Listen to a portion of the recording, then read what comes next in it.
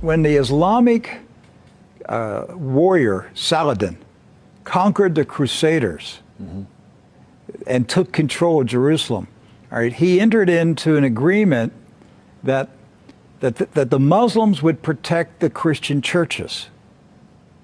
And so he appointed 2 Muslim families. Both of these families have been in Jerusalem for, close to 1,000 years. And each generation has passed down the key. The key. Right. The physical key. Mr. Judah said that the key he presently has is 800 years old. It's incredible. He had another key, but it broke.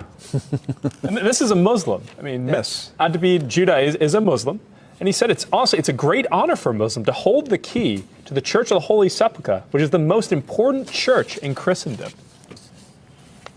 That's not disrespect. That's, we don't hear this in America. We don't hear, because what we have been told is Christian Americans, you should hate Muslims, you should kill Muslims. Because they're going to tear down all the churches yes.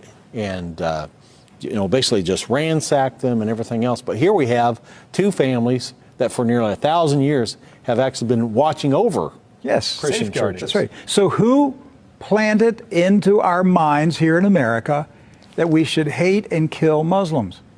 Who planted that thought in our head? Because it came into our society after 9/11. That's correct. So 9/11 was a calculated, planned operation, and it changed everything in our country.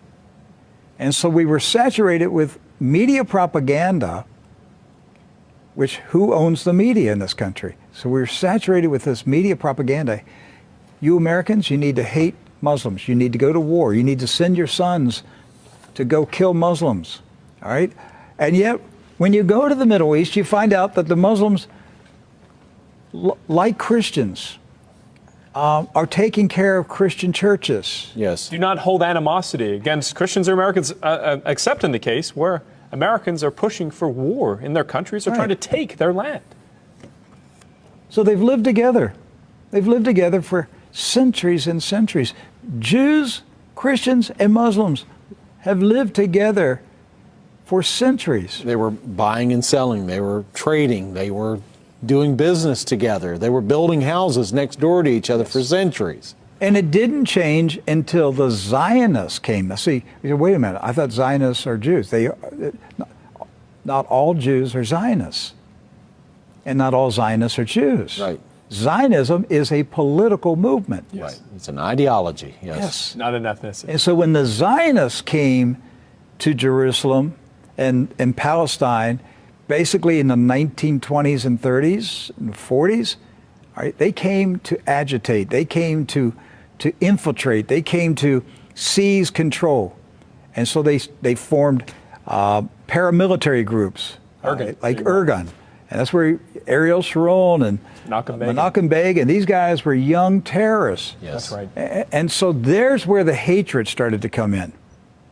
The fighting, the animosity, the bitterness. But it didn't start until the Zionists appeared. The fighting, the animosity, the bitterness. But it didn't start until the Zionists appeared.